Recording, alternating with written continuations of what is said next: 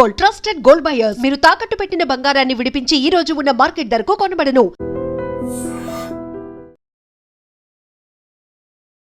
So phone tapping వ్యవహారం ఏం జరుగుతోంది, అసలు ఎక్కడికి దారి తీస్తుంది? ఇన్వెస్టిగేషన్ ఏమీ జరగడం లేదు, కేవలం రాజకీయమే నడుస్తుంది.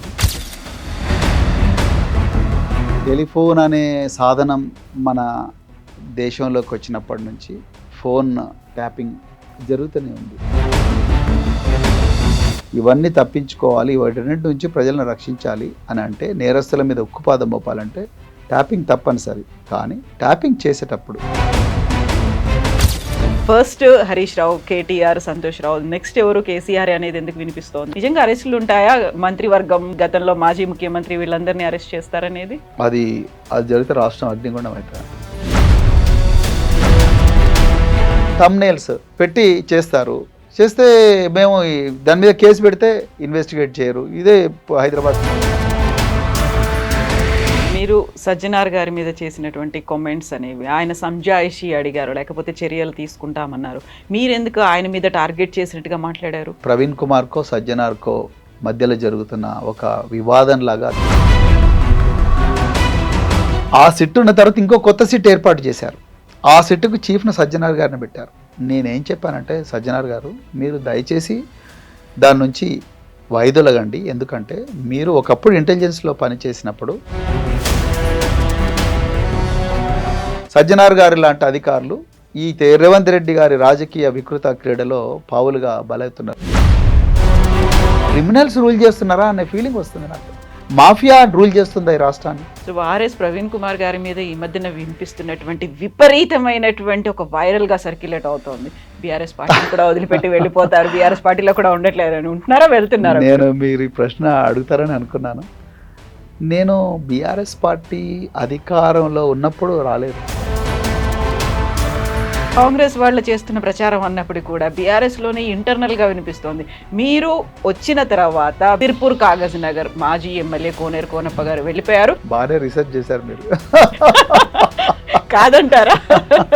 కోనేరు కోనప్ప గారు ఆయన ఏ పరిస్థితుల్లో బయటికి పోయినరు, ఏ పరిస్థితుల్లో మళ్ళీ లోపలికి వచ్చిండ్రు అనేది అది కోనేరు కోనప్ప గారికి తెలుసు, రాష్ట్ర ప్రజలందరికీ కూడా తెలుసు. పార్టీ కష్టాల్లో ఉన్న పార్టీ లోపలికి వచ్చింది ఎవరు? పార్టీ కష్టాలు ఉన్నప్పుడు పార్టీని వదిలిపెట్టి అధికారం కోసం అర్రులు జాచి ఆ అవకాశాన్ని అందిపుచ్చుకోవడానికి కోసం కాంగ్రెస్ వైపు పోయింది ఎవరు అనేది తెలంగాణ ప్రజలకు తెలుసు.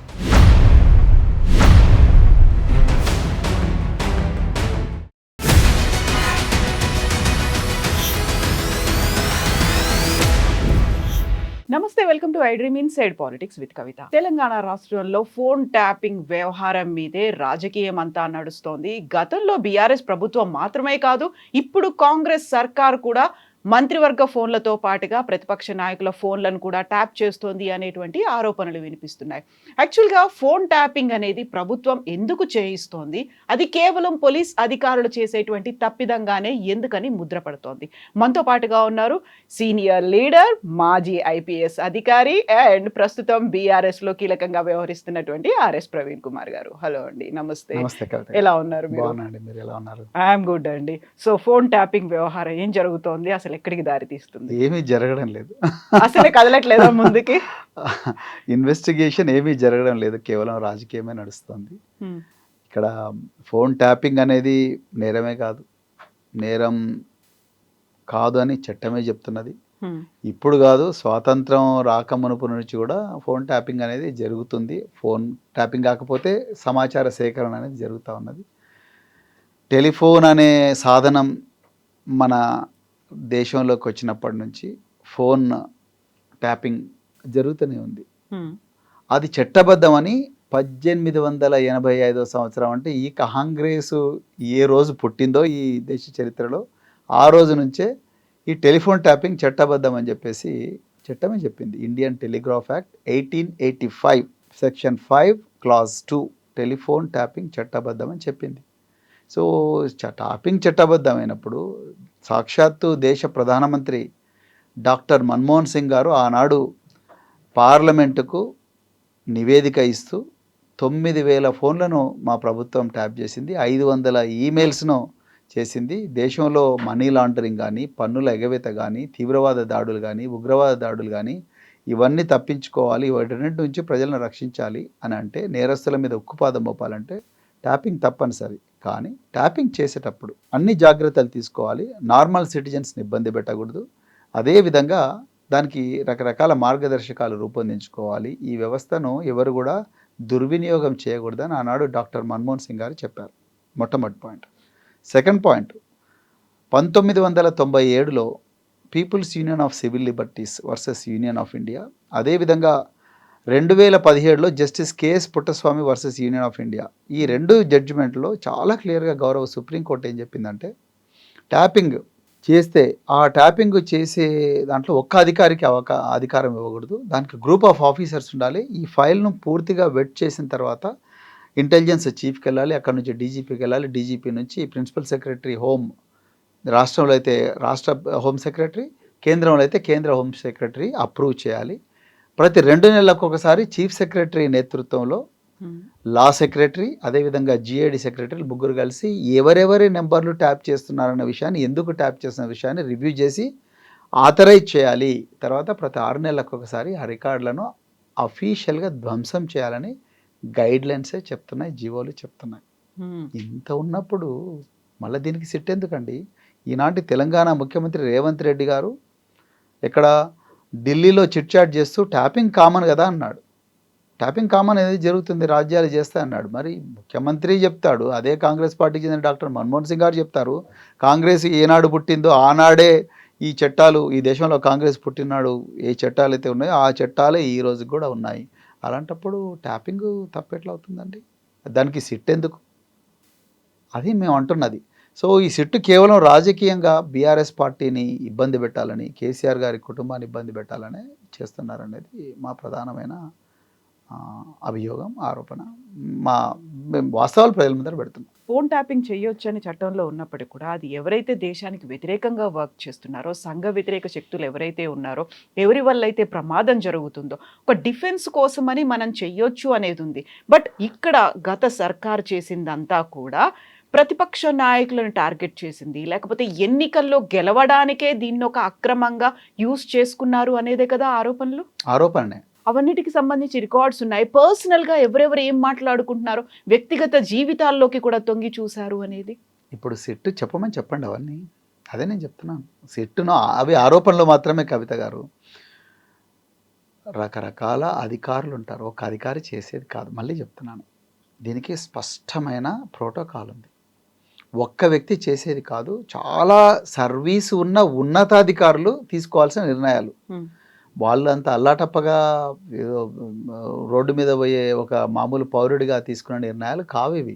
అధికారులు తీసుకున్న నిర్ణయాలా, లేకుంటే ప్రభుత్వం వాళ్ళతో బలవంతంగా చేయించింది? చాలా మంచి ప్రశ్న. అధికారులే తీసుకోవాలి, ప్రభుత్వానికి తెలియదు. ప్రభుత్వం అంటే ఎవరు మీ ఉద్దేశంలో?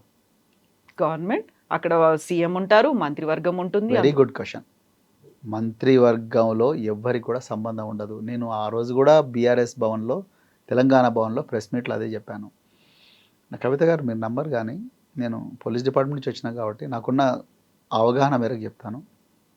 మా డిపార్ట్మెంట్లో చాలామందికి ఇంటెలిజెన్స్ ఆఫీసు ఇలా ఉంటుంది అని మాత్రమే, ఎక్కడో ఉంటుంది ఆ బిల్డింగ్ మాత్రమే తెలుసు తప్ప దాంట్లోకి ఎవరు వెళ్ళరండి.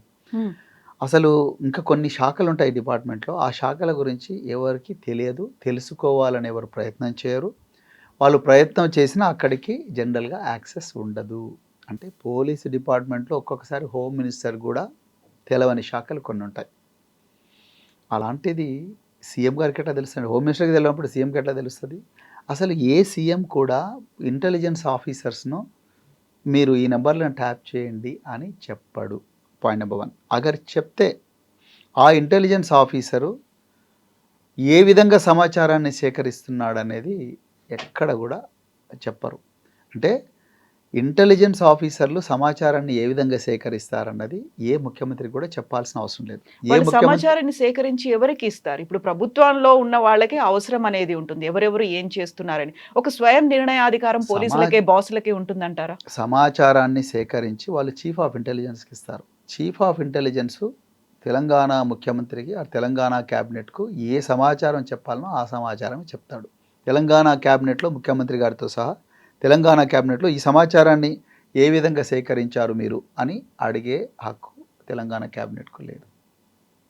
అది కేవలం పోలీస్ ఆఫీసర్ల డొమైన్. అది చాలా కీలకం. అంటే చట్టమే చెప్తుంది అది. అదైనా ఎట్టి పరిస్థితుల్లో కూడా మేము ఈ విధంగా సేకరించామని ఎవరు కూడా అడగరు, అడిగినా వీళ్ళు చెప్పకూడదు. అది రూల్. ఇజ్రాయెల్ నుంచి స్పెషల్ టెక్నాలజీని ఎక్విప్మెంట్ని తెప్పించుకున్నారు. దానికి బీఆర్ఎస్ ఫండ్స్, పార్టీ ఫండ్స్తోనే తెప్పించుకున్నారు. అది పర్సనల్గా కొంతమంది టార్గెటెడ్గా సెలెక్టివ్గా ఉన్నటువంటి లీడర్ల మీదే పెట్టారు, వాళ్ళని యూజ్ చేసుకున్నారు అనే మాట. అది ఆరోపణలు మాత్రమే. అది ఎక్కడ కూడా ప్రూవ్ కాదండి, ప్రూవ్ చేయలేరు. It's not possible. అవి కేవలం ఆరోపణలు మాత్రమే.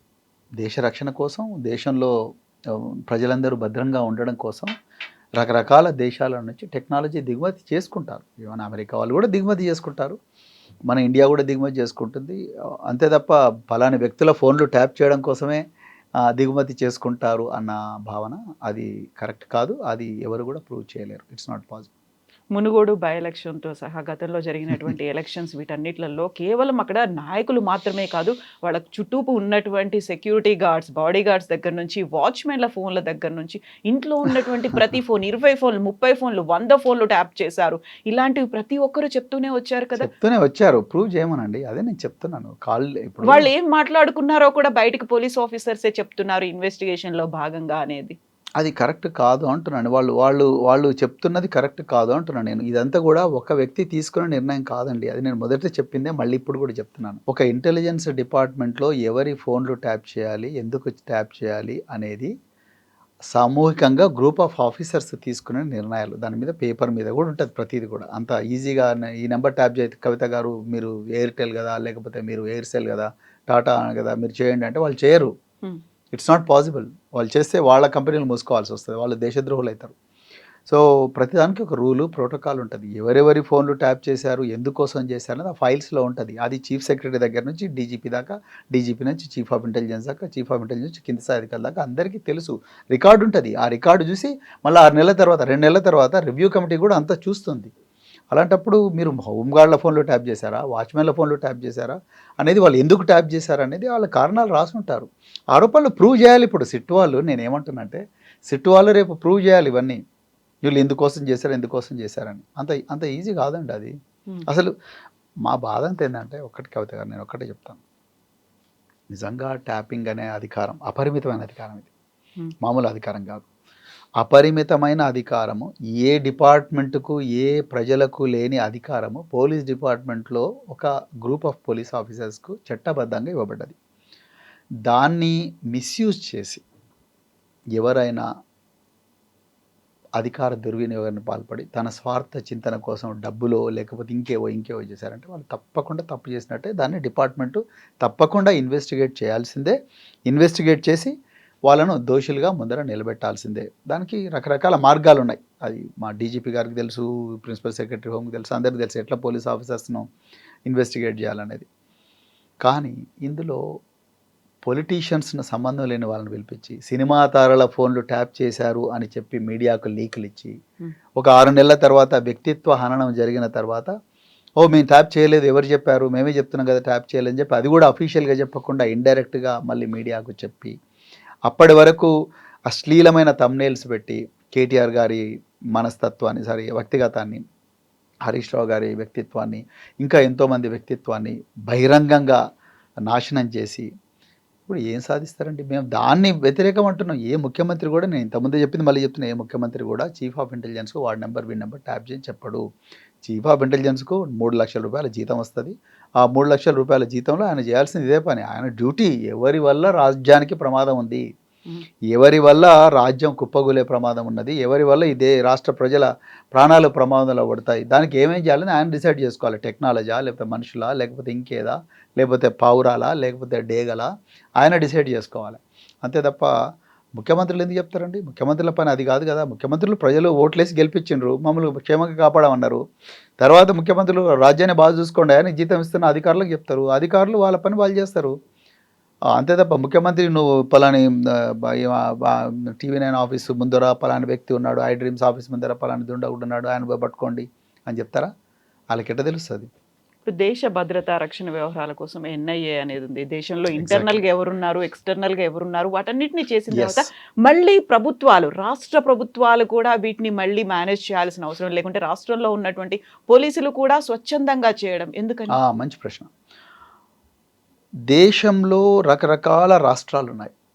ఒక్కొక్క రాష్ట్రానికి ఒక ప్రభుత్వం ఉంటుంది. మనది ఫెడరల్ రాజ్యాంగం, అంటే మనది యూనియన్ ఆఫ్ స్టేట్స్. మనకు రాష్ట్రాలకు కూడా పవర్స్ ఉంటాయి. ఒక్కొక్క రాష్ట్రానికి రాజ్యాంగబద్ధంగా కొన్ని లా అండ్ సబ్జెక్ట్స్ డివైడ్ చేశారు.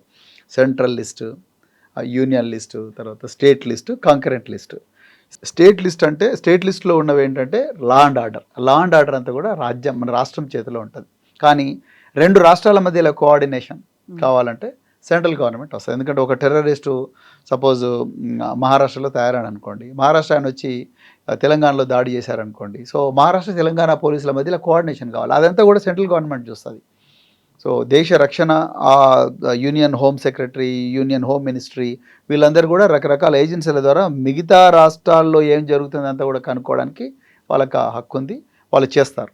కానీ ఒక రాష్ట్రంలో ఉండే పూర్తి లా అండ్ ఆర్డర్, ఇలా పంజాగుట్ట పోలీస్ స్టేషన్లో ఏమవుతుంది, ఇదేమవుతుంది, ఇక్కడ రాష్ట్రం లోపల ఏమవుతుంది అనేది కేంద్ర ప్రభుత్వం చూడలేదు. It's not possible and it is not correct also constitutionally. రాజ్యానికి స్వతంత్రత ఉండాలిగా, మరి ముఖ్యమంత్రి ఎందుకు, హోంమంత్రి ఎందుకు రాష్ట్రంలో అట్లా? సో అవి ఉన్నప్పటికి కూడా ఇక్కడ ఎందుకు చేస్తారనేది మీ ప్రశ్న. అంత పెద్ద సంస్థలు ఉన్నప్పుడు మళ్ళీ ఇక్కడ చేస్తారంటే ఏ రాష్ట్రంకు ఆ రాష్ట్రం యొక్క స్వతంత్రత ఉంటుంది, రాజ్యాంగమే చెప్తుంది. లేకపోతే ఫెడరల్ స్ట్రక్చర్ ఏమున్నది? సో ఇప్పుడు ఎన్ఐఏ ఏం చేసింది, ఎన్ని దాడులు చేసింది, ఎంతమందిని పట్టుకుంది అనేది అఫీషియల్ గా వస్తుంది. బట్ రాష్ట్రాలు దీన్ని మిస్యూజ్ చేస్తున్నాయి. వ్యక్తిగతంగా ఒకరిని టార్గెట్ చేయడానికో, ఎలక్షన్స్ లో వాళ్ళని దెబ్బతీయడానికో, లేకుంటే ప్రతిపక్ష లీడర్లు కొంతమందిని ఉన్నారో వాళ్ళని రహస్యాలు తెలుసుకోవడానికి మాత్రం ఉపయోగిస్తుంది. ఎన్ఐఏది రిలీజ్ చేస్తోంది, బట్ వీళ్ళది ఎందుకు బయటికి రావట్లేదు? యాక్చువల్గా ఎన్ఐఏ కూడా రిలీజ్ చేయదండి. ఇంటెలిజెన్స్ ఏజెన్సీ ఏది కూడా రిలీజ్ చేయదు, చేయకూడదు కూడా.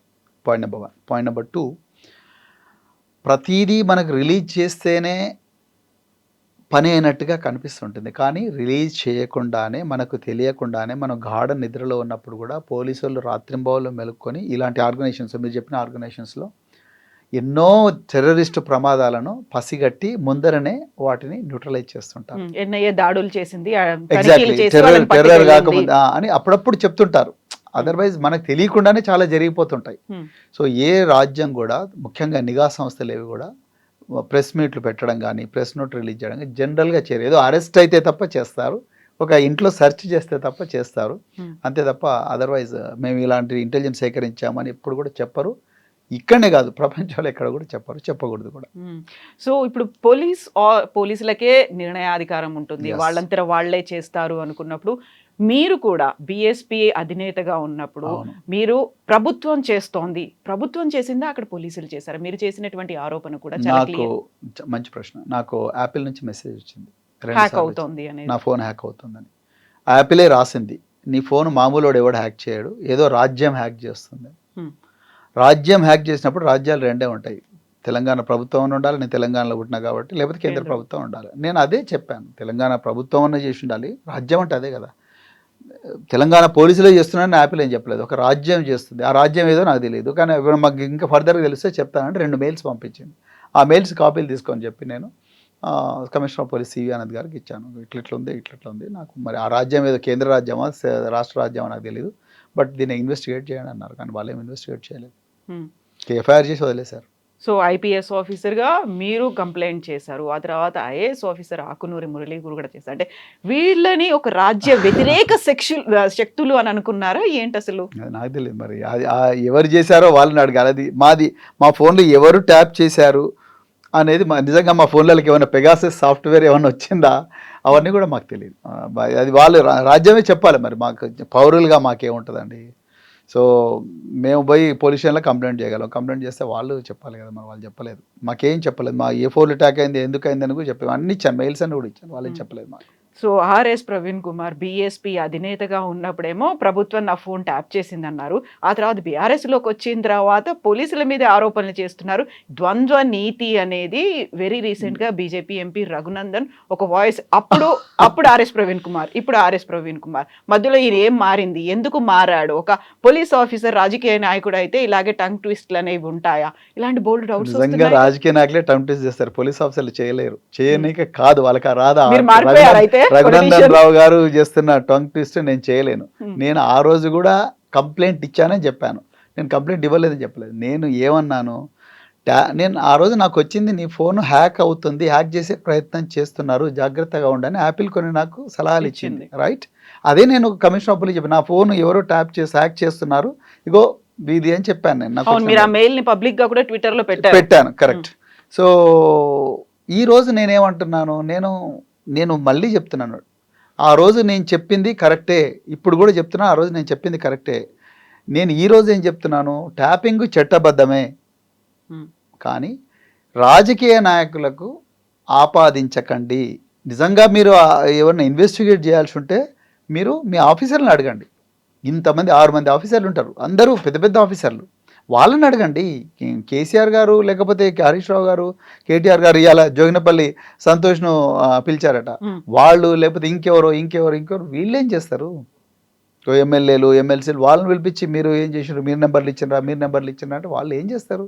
వాళ్ళ నెంబర్ ఇస్తే చేస్తారు ఆఫీసర్లు? వాళ్ళే సూత్రధారులుగా కేవలం పోలీసులు మాత్రమే ఉన్నారు. నిజంగా పోలీసులు పాత్రదారులు, వాళ్ళు ఎవరెవరు నెంబర్లు తీసుకుంటే వాళ్ళు నిజంగా పోలీసులు జైలు పోతారు అట్లా చేస్తే. చేయకూడదు. సో నేను ఆ రోజు చెప్పిన దానికి ఈ రోజు చెప్పిన దానికి నా లోపల తేడా లేదు.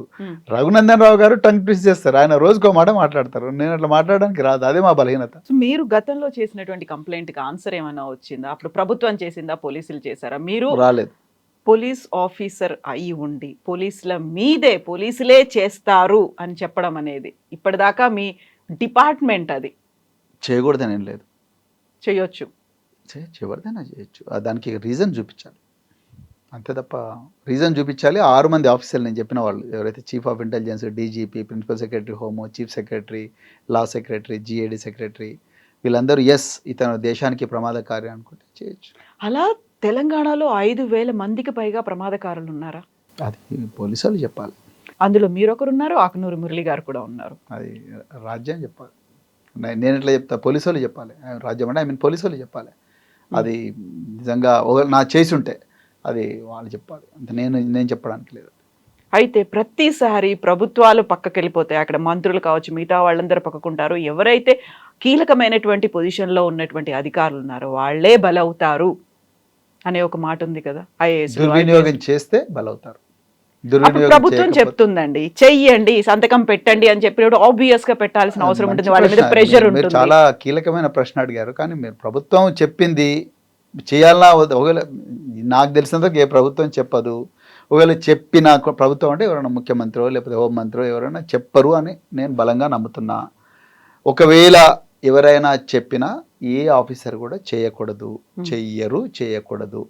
నేను మళ్ళీ రిపీట్ చేస్తున్నాను, ఇంటెలిజెన్స్ సేకరణ, సమాచార సేకరణ గోప్యనీయంగా పోలీసు శాఖనే చేస్తుంది. ఏ ముఖ్యమంత్రి కూడా తెలవనీయకూడదు. ఏ ముఖ్యమంత్రి కూడా ఫలాని కవిత నెంబరు, ఫలాని ప్రవీణ్ కుమార్ నెంబరు, ఫలాని రాజు నెంబరు చేయండి అని చెప్పరు. ఇప్పుడు మనకి చట్టంలోనే ఉంది అనుకున్నప్పుడు వీళ్ళందరూ హార్డ్ డిస్క్లని ధ్వంసం చేశారు, పారిపోయారు, కనిపించకుండా మూసీలో పడేశారు, లేకుంటే వాటిని ధ్వంసం చేశారు, ఆ కేసు ఎందుకు ఉంది మరి? అది ఎందుకు పెట్టిండ్రో అదే సెట్టు చట్టబద్ధతను ప్రశ్నిస్తున్నది అదే. ఒకవేళ కమిటీనే ధ్వంసం చేయమని చెప్తుంది, 6 నెలలకు ఒకసారి కమిటీనే దీన్ని ధ్వంసం చేయండి, డేటాను ధ్వంసం చేయండి అని చెప్తుంది. మరి ఆ విధంగా డేటా ధ్వంసం జరిగినప్పుడు ఈ కేసు ఎందుకు వచ్చిందో మాకు అర్థం. బట్ అక్కడ కాన్స్టిట్యూషన్ గా ఒక కమిటీ ఫామ్ అయింది అనేది ఉందా అఫీషియల్ గా? అది ఎందుకు మరి వీళ్ళు ఉన్నారు ఈ కమిటీలో, ఈ హెడ్ ఉంటారు, లేకపోతే ఈ ఆధ్వర్యంలో 6 సభ్యులు అనేది ఏర్పడింది అనేది అఫీషియల్ గా బయటికి రాలేదు కదా. ఉంటదండి, అది వాళ్ళు కోర్టులో సబ్మిట్ చేసిన డాక్యుమెంట్స్ చూడండి, తప్పకుండా కమిటీలు ఉంటాయి. కమిటీలు లేకుండా ఎట్లా ధ్వంసం? వాళ్ళని ఏర్పాటు చేసేది ఎవరు ఫామ్ చేస్తున్నారు? గవర్నమెంట్, అది చట్టంలోనే ఉంది, గైడ్ లైన్స్. అది పోలీస్ డిపార్ట్మెంట్ అంటే హోంమంత్రి కాదు, చీఫ్ సెక్రటరీని డిసైడ్ చేస్తారు. చీఫ్ సెక్రటరీ, ఆ కమిటీలో చీఫ్ సెక్రటరీ చైర్మన్ చైర్మన్గా ఉంటారు. అదేవిధంగా లా సెక్రటరీ, జిఐడి సెక్రటరీ వీళ్ళందరూ ఉంటారు. తర్వాత పోలీసు నుంచి ప్రిన్సిపల్ సెక్రటరీ హోము, డీజీపీ వీళ్ళందరూ రిప్రజెంటేటివ్స్ ఉంటారు.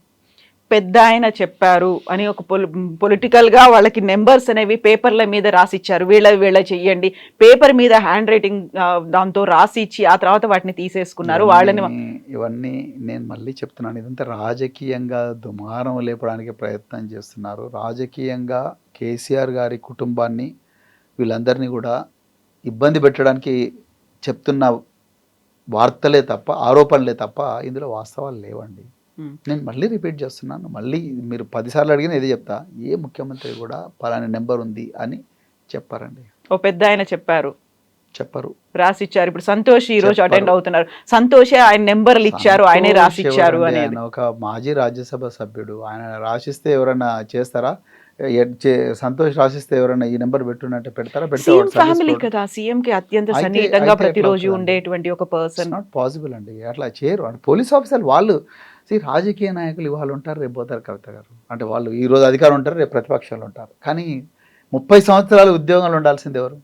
Police officers. బట్ అదే పోలీస్ ఆఫీసర్లని టార్గెట్ చేస్తున్నట్టున్నారు. సిట్లో అధికారులు ఒక 6 నెలల్లో రిటైర్ అయిపోయే వాళ్ళు, మా ప్రభుత్వం వచ్చింది తర్వాత మేము చూసుకుంటాం, మీరు ఇష్టం వచ్చినట్టుగా ఆడకండి, వాళ్ళు ఆడిస్తున్నట్టుగా మీరు డాన్స్ చేయకండి. రిక్వెస్ట్ చేస్తున్నాం, చేతులు జోడించి పోలీస్ ఆఫీసర్లకు మేము రిక్వెస్ట్ చేస్తున్నాం, దయచేసి చట్టబద్ధంగానే పనిచేయండి, మీరు రాజకీయ ఒత్తిళ్లకు లొంగకండి.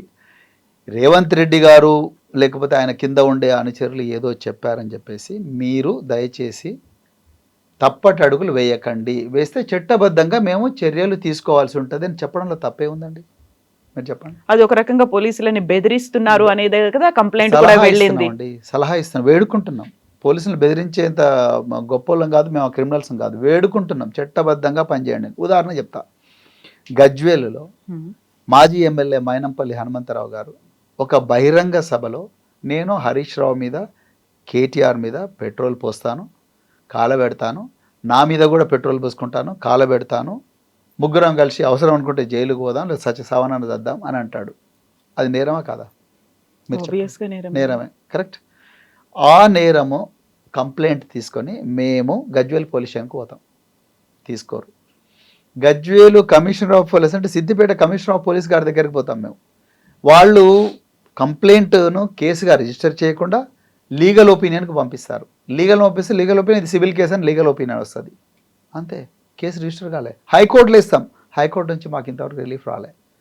అంటే నేను మీరు ఎందుకు చెప్తున్నా అంటే నిజంగా సోమోటోగా కేసు రిజిస్టర్ చేయాలి.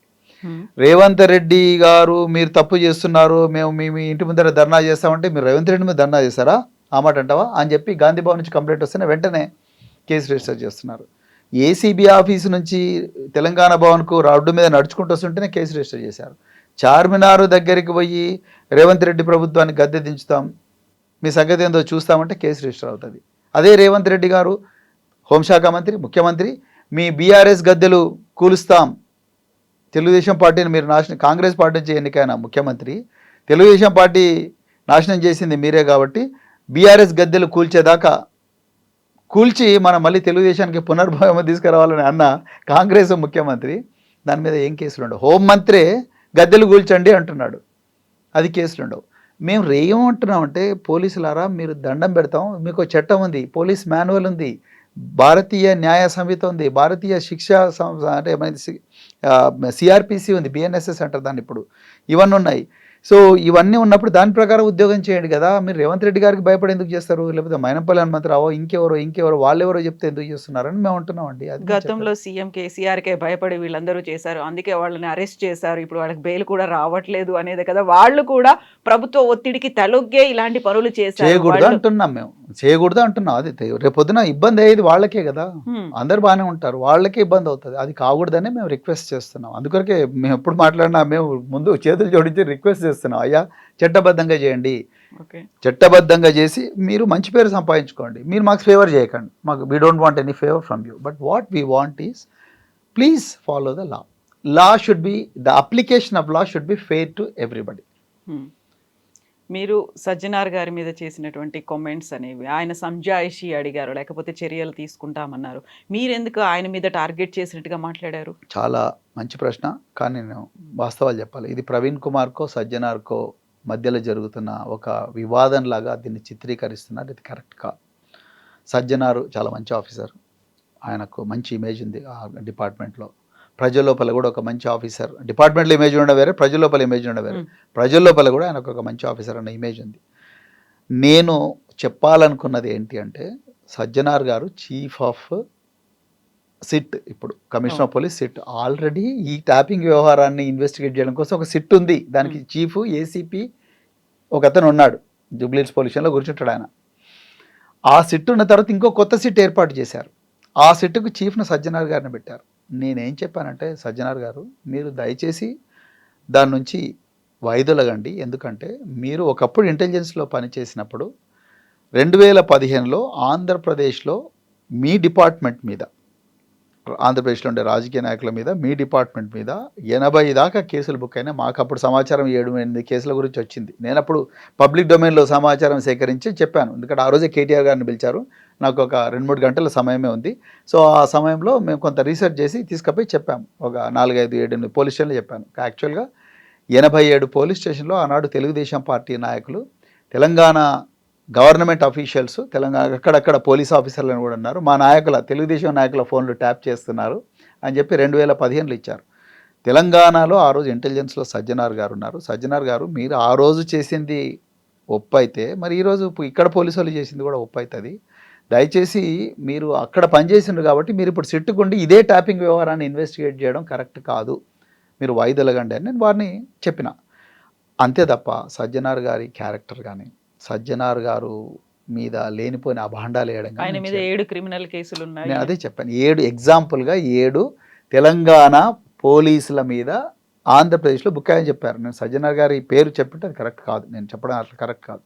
కానీ తెలంగాణ పోలీసుల మీద, కానీ ఆ రోజు తెలంగాణ పోలీసుల్లో నిఘా విభాగంలో సజ్జనార్ గారు కూడా డిఐజీగా ఉన్నారు, సజ్జనార్ గారు ఐజీగా ఉన్నారు. సో నేను అట్టేటప్పుడు మీరు ఆ రోజు ఏ నిఘా విభాగం అయితే ఆ రోజు ఆంధ్రప్రదేశ్లో మీరు మా ఫోన్లు ట్యాప్ చేసినని ఆరోపణలు ఎదుర్కొన్నారో, ఆ నిఘా విభాగంలో మీరు డిఐజీ ఐజీగా పనిచేసి ఇప్పుడు మీరు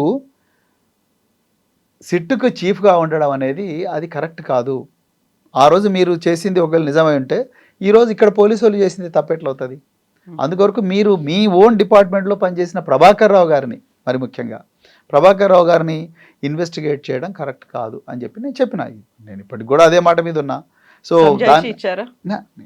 ఆయన నన్ను ఒక లెటర్ అడిగాడండి. ఆయన ఏమన్నా మీరు నా మీద ఏమేమి 7 కేసులు ఉన్నాయి, దాని స్టేజు, ఎఫ్ఐఆర్ నెంబర్ అవన్నీ నన్ను అడిగారు. నేను చాలా క్లియర్గా చెప్పిన, నేను నాకుండే సమాచారం ఇది, నేను నా దగ్గర ఉండే సమాచారంతో ఒక రాజకీయ నాయకుడిగా నేను మాట్లాడినా, నేను మిమ్మల్ని వ్యక్తిగతంగా దెబ్బతీయలేదు. సో ఆయన 2 రోజుల టైం అడిగారు. 2 రోజుల్లో నాకు ఈ కేసుల వివరాలన్నీ తీసుకు లాస్ట్కి ఛార్జ్ షీట్ ఫైల్ చేసిన దాని కాపీ ఒకటి అవి ఇవన్నీ అడిగారు.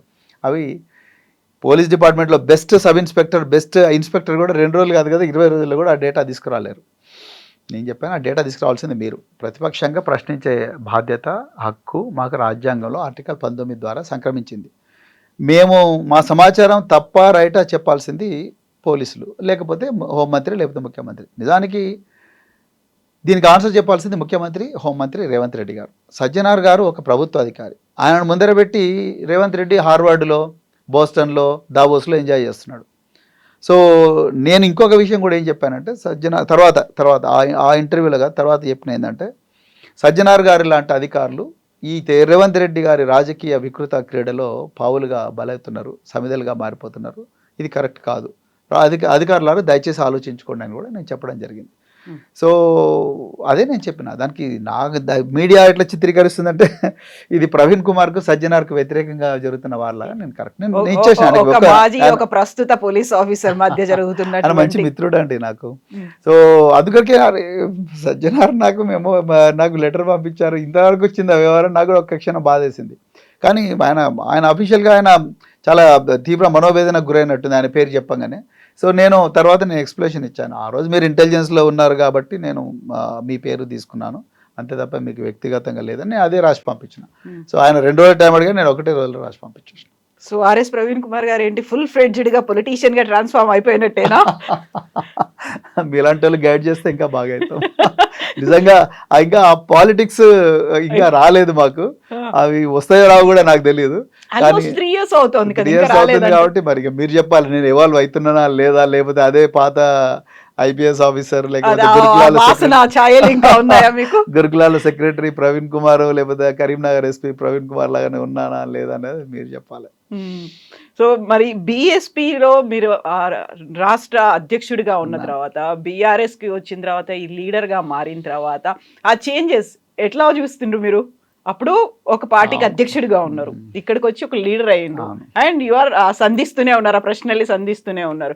కాకుంటే గతంలో బీఆర్ఎస్ ప్రభుత్వం మీద సంధించారు, ఇప్పుడు కాంగ్రెస్ మీద సంధిస్తున్నారు. చాలా ఆరోపణలు చేశారు కదా. పోరాటం నిరంతరం నేను పోరాటం చేస్తూనే ఉన్నాను. సో ఆ రోజు నేను బీఎస్పీ రాష్ట్ర అధ్యక్షుడిగా ఉన్నప్పుడు రాష్ట్రంలో ప్రజలు, ముఖ్యంగా నిరుద్యోగులు చాలా ఇబ్బందులకు గురైనరు. వాళ్ళందరికీ ఒక గొంతుగా నేను మారినమాట వాస్తవం. ఎందుకంటే నా దగ్గర ఒక స్పష్టమైన సమాచారం, టీజీపీఎస్సీ నుంచి పేపర్లు లీక్ కావడం, గ్రూప్ 1 పేపర్ లీక్ కావడం, కాళేశ్వరంలో అవినీతి, కాళేశ్వరం అవినీతి, అవన్నీ అని అన్నాం మేము ఆ రోజు. అంటే ఆ రోజు పోరాటాలు అన్ని ప్రతిపక్ష పార్టీలు ఏ విధంగా అయితే పోరాటం చేసినో ఆ విధంగా మేము పోరాటం చేసినాం. కానీ రకరకాల కారణాల వల్ల బీఎస్పీలో అగ్రనాయకత్వంతో నాకున్న కొన్ని డిఫరెన్స్ ఆఫ్ ఒపీనియన్ వల్ల నేను బయటకు వచ్చాను. బయటకు వచ్చిన తర్వాత బీఆర్ఎస్ పార్టీలో ఉన్నాను. నేను బీఆర్ఎస్ పార్టీలో ఎందుకు చేరినా అనేది కూడా మీకు ఇంతకుముందు కూడా చెప్పాను. ఇప్పుడున్న పరిస్థితుల్లో తెలంగాణ వాదం, బహుజన వాదం రెండు కలవాల్సిన అవసరం ఉన్నది. కలిస్తే రాష్ట్రానికి న్యాయం జరుగుతుంది అనే ఉద్దేశంతో నేను కేసీఆర్ గారు ఆహ్వానించారు. నేను వెంటనే పోయి జాయిన్ అయిన తర్వాత నేను బీఆర్ఎస్ పార్టీలు ఇప్పుడు పార్టీ కేటీఆర్ గారు, హరీష్ రావు గారు, కేసీఆర్ గారు, వీళ్ళందరికీ మిగతా సీనియర్ నాయకులందరూ కూడా నన్ను కేర్ఫుల్గా గైడ్ చేస్తూ ఏ విధంగా ముందరు పోవాలి, ఏ సమస్యల మీద మనం ఏం మాట్లాడాలి, మన పార్టీ లైన్ ఏ విధంగా ఉంటుంది అనేది కూడా కేర్ఫుల్గా గైడ్ చేస్తున్నారు. నేను కూడా నేర్చుకుంటున్నాను చాలా ఫాస్ట్గా. సో రాబోయే రోజుల్లో ఇంకా మంచిగా ఇవాల్వ్ అవుతానని అనుకుంటున్నాను. That is the hope with which I'm working. So గతంలో ఫోన్ ట్యాపింగ్ గురించి మాట్లాడారు, కాళేశ్వరం గురించి మాట్లాడారు, అవన్నీ ఆరోపణలైనా లేకుంటే వాటన్నిటికి సమాధానాలు దొరికాయా? ఫోన్ ట్యాపింగ్ మీద మాట్లాడుతూనే ఉన్నాను నేను. ఫోన్ ట్యాపింగ్ మీద, కాళేశ్వరం మీద కూడా మాట్లాడినాను నేను. ఇప్పుడు కూడా లేదంటారా? లేదు, కాళేశ్వరాన్ని కూల్చారని చెప్పాను.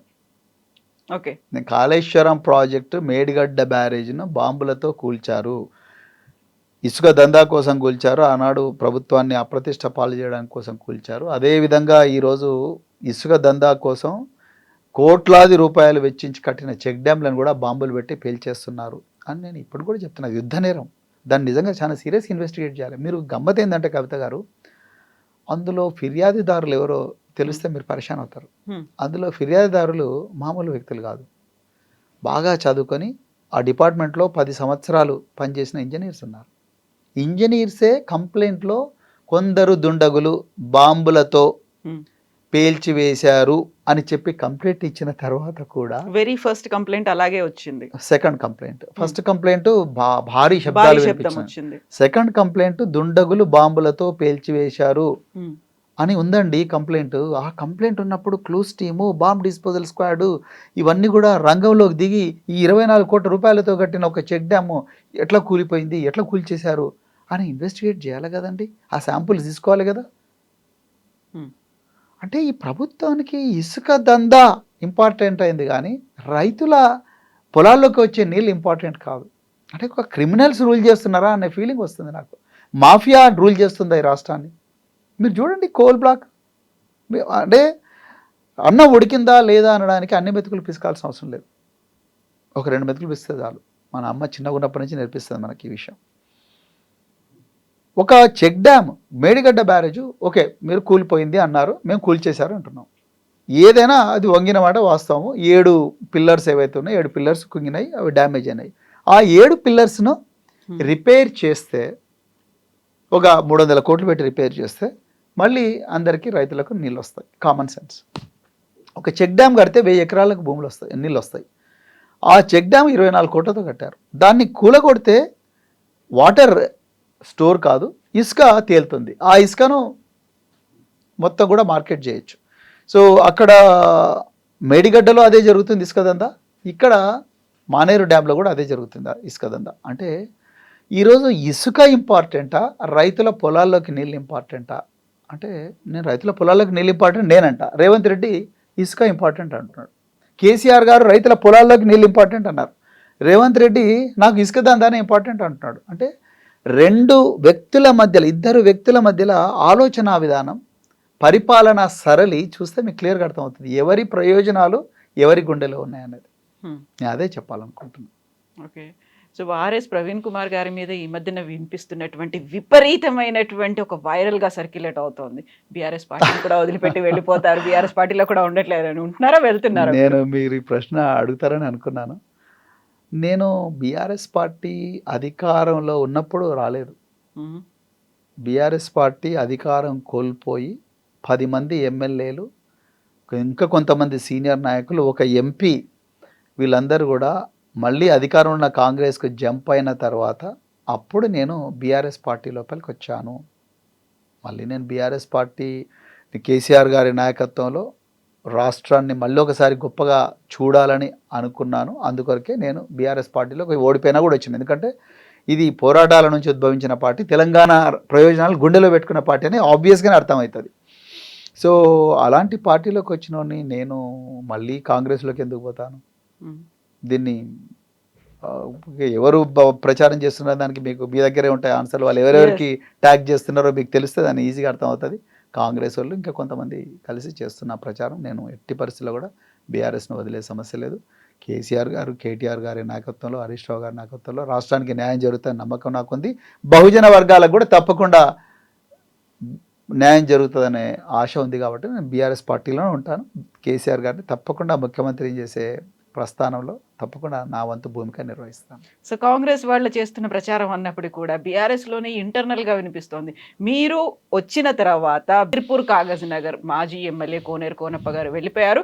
ఆ తర్వాత ఆయనకంటూ ఒక మంచి వాగ్దానం, ఒక హామీ లభించిన తర్వాత మాత్రమే ఆయన వచ్చారు. బట్ మీరు మాత్రం సిర్పూర్ నుంచే నేను పోటీ చేస్తాను అనేది అంటున్నారు. అదేమో జనరల్ స్థానము, మీరేమో అడుగుతున్నారు. మళ్ళీ చివరికి ఆయన వచ్చారు. ఆ తర్వాత అక్కడే ఒక రకమైన సఫకేషన్ అనేది ఉంది, అందుకని మీరు వెళ్ళిపోతున్నారు అనేది, ఇది మొత్తంగా ఒక నరేషన్ అనేది బీఆర్ఎస్ నుంచే వినిపిస్తోంది ఇంటర్నల్ గా. బాగానే రీసెర్చ్ చేశారు మీరు. కాదంటారా? నేనేమంటున్నా అంటే, జనరల్ కాన్స్టిట్యున్సీస్లో షెడ్యూల్ కాస్ట్ వాళ్ళు, షెడ్యూల్ ట్రైబ్స్ చేయకూడదని లేదు. మన రాజ్యాంగమే చెప్తుంది, open competition is open to everybody, right?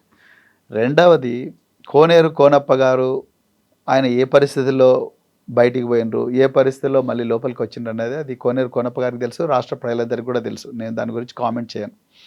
Party కష్టాల్లో ఉన్నప్పుడు పార్టీ లోపలికి వచ్చింది ఎవరు? పార్టీ కష్టాలు ఉన్నప్పుడు పార్టీని వదిలిపెట్టి అధికారం కోసం అర్రులు జాచి ఆ అవకాశాన్ని అందిపుచ్చుకోవడానికి కోసం కాంగ్రెస్ వైపు పోయింది ఎవరు అనేది తెలంగాణ ప్రజలకు తెలుసు.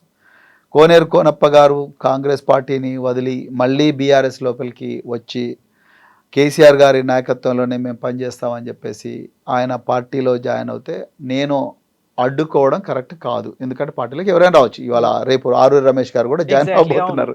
మీరు వరంగల్ కాబట్టి మీకు కూడా ఐడియా ఉంది. పార్టీలోకి ఆరూరి రమేష్ గారు వస్తారంటే నిజంగా ఆ రోజు ఆరూరి రమేష్ గారు ఏ పరిస్థితుల్లో పార్టీని వదిలిపెట్టిన దానికి నేను ప్రత్యక్ష సాక్షిని. ఆ రోజు పార్టీలో చాలామంది నాయకులు చాలా బాధపడ్డారు. ఆరూరి రమేష్ లాంటి నాయకుడు పోతారు అనుకున్నారు. కానీ ఆయన మరి ఎందుకో ఆయన తప్పు తెలుసుకున్నట్టుంది, లేకపోతే రకరకాల కారణాల వల్ల ఆయన మళ్ళీ ఈరోజు మళ్ళీ రేపు బీఆర్ఎస్ పార్టీలో జాయిన్ అవుతున్నారు. సో పార్టీలోకి ఎవరిని తీసుకోవాలనేది పార్టీ అగ్రనాయకత్వం డిసైడ్ చేస్తుంది. ఒక పార్టీలో సభ్యుడిగా నేను అగ్రనాయకత్వం యొక్క నిర్ణయాన్ని స్వాగతించాలి, గౌరవించాలి. ఇక నేను సిర్పూర్ నుంచే పోటీ చేస్తాను అనేది నిజంగా సిర్పూర్ ప్రజలు మొదటి నుంచి కూడా నిజంగా కోనప్ప గారు ఎమ్మెల్యేగా ఉన్నప్పుడు నేనెవరో తెలవనప్పుడు మూడు నెలల ముందర నేను ఆ కాన్స్టిట్యున్సీకి పోతే నాకు 45,000 ఓట్లు ఇచ్చారు. నా కులం చూడలేదు, నా మతం చూడలేదు, నేను ఏ గడ్డ మీద జన్మించిన అనే విషయాన్ని కూడా వాళ్ళు తెలుసుకోలేదు.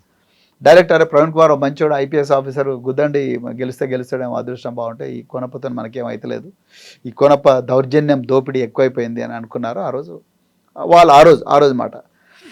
సో ఈరోజు మళ్ళీ సిర్పూర్ ప్రజలు ఆ విధంగా వాళ్ళు కోరుకుంటున్నారు, వాళ్ళ ప్రతినిధిగా నన్ను చూడాలని కోరుకుంటున్నారు. కానీ నేనేమంటున్నా అంటే ఎక్కడున్నా కూడా సిర్పూరు ప్రజల ప్రయోజనాలు మాత్రం నా గుండెలో పెట్టుకుంటున్నాను. అది point number 1. Point number 2, Sirpur ప్రజలు నన్ను ఎమ్మెల్యేగా చూడాలనుకుంటున్నారు.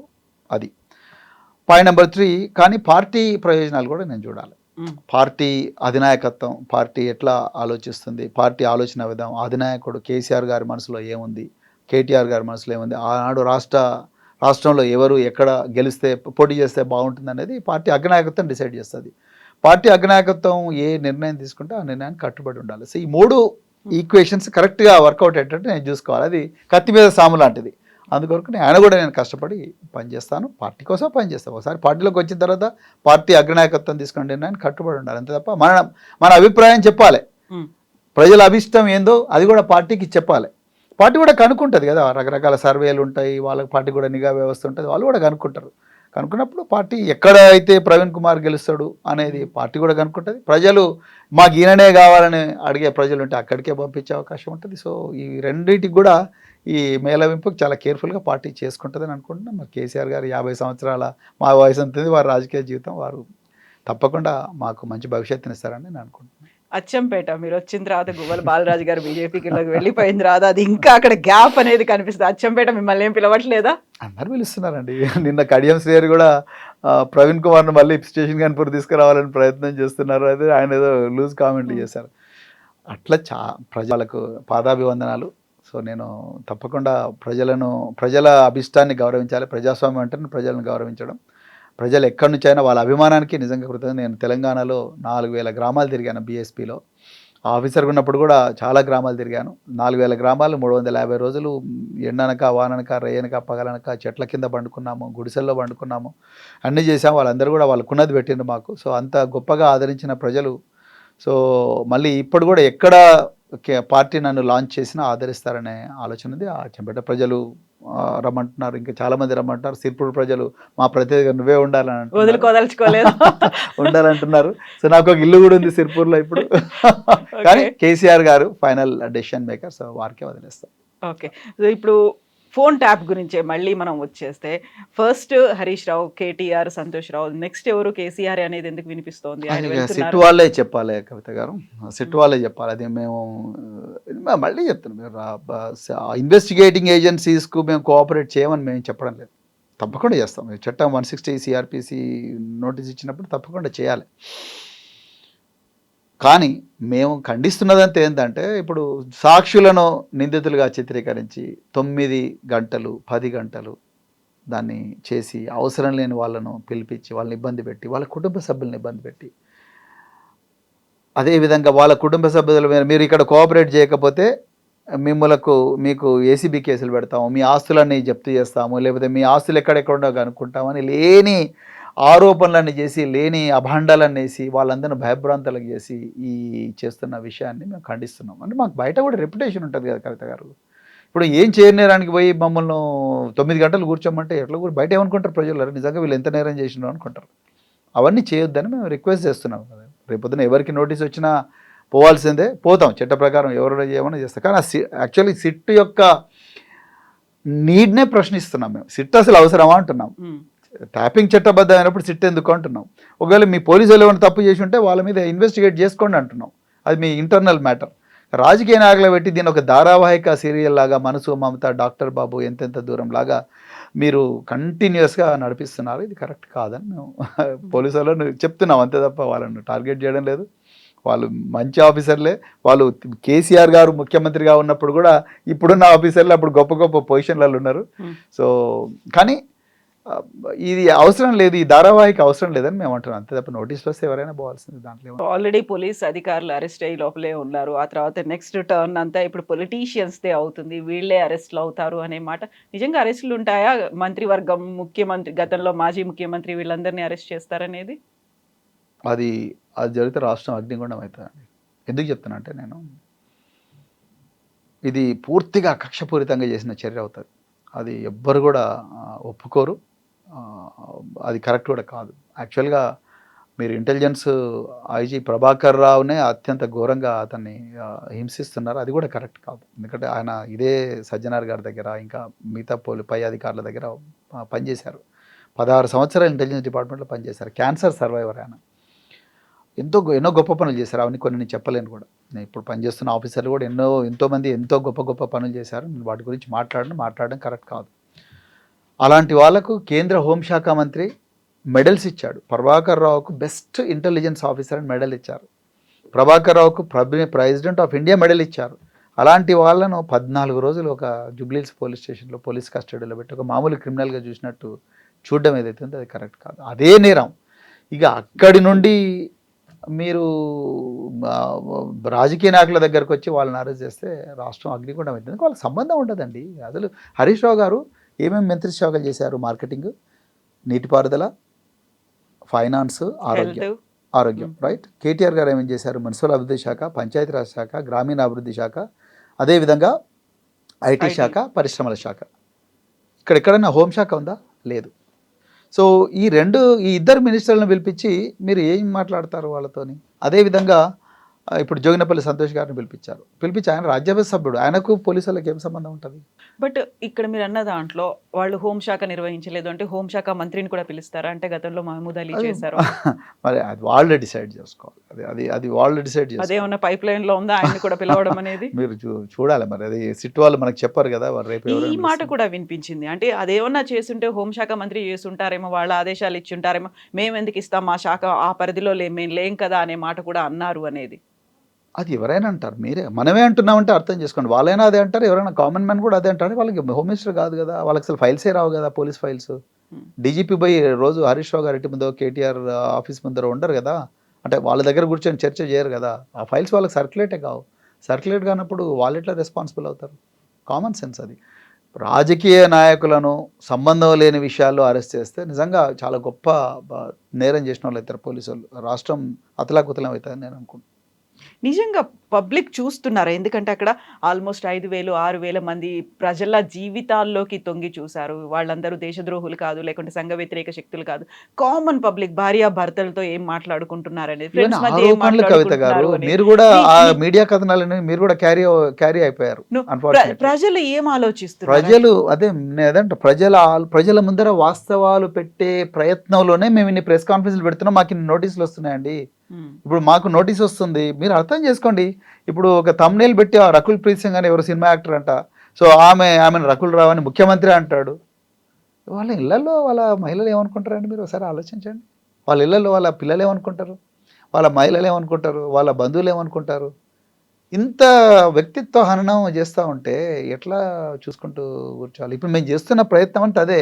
మీరేమో 6,000 మంది జీవితాలు నాశనం అంటే, ఇక్కడ 4 కోట్ల మంది ఉండే తెలంగాణను తీసుకొచ్చిన ఉద్యమకారులు ఇప్పుడు మంత్రులైనరు. ఆ ఉద్యమకారుల జీవితాలు, వాళ్ళ పరిస్థితి ఏంటండి? మరి వాళ్ళ కుటుంబాలు ఏమనుకుంటాయి? వాళ్ళ గురించి ఆలోచించిన వాళ్ళు చేయని నేరం వాళ్ళకి అంటగడితే ఎట్లా చూడాలండి దీన్ని? Common sense. దీంట్లో ఏ వ్యక్తిగత స్వార్థం లేకుండా నేను మాట్లాడుతున్నా, నిష్పక్షపాతంగా మాట్లాడుతున్నా. మీరు 4,000 మందిని ఎందుకు చేసిండ్రో ఆరోపణలు ప్రూవ్ చేయలేకపోతున్నారు. సో అదేవిధంగా ఇప్పుడేమో ఎవరైతే ఆ డిపార్ట్మెంట్కి సంబంధం లేని వాళ్ళని తీసుకొచ్చి మీరు 9 గంటలు విచారిస్తున్న సమయంలోనేమో అన్ని మీడియా ఛానల్స్లో, మీకు అనుకూలమైన మీడియా ఛానల్స్లో ఫేక్ అశ్లీలమైన thumbnails పెట్టి చేస్తే మేము దాని మీద కేసు పెడితే ఇన్వెస్టిగేట్ చేయరు. ఇదే హైదరాబాద్ పోలీసులు. మరి ఎట్లా చూడాలి? ఎవరికి చెప్పుకోవాలి ఈ బాధ? ప్రజలకే చెప్పుకోవాలి. అందుకొరకే మేము ప్రజలకు చెప్పే ప్రయత్నం చేస్తున్నాం. దానికి మీకు నోటీసుల మీద నోటీసులు వస్తున్నాయి. అదే నేను చెప్తున్నా.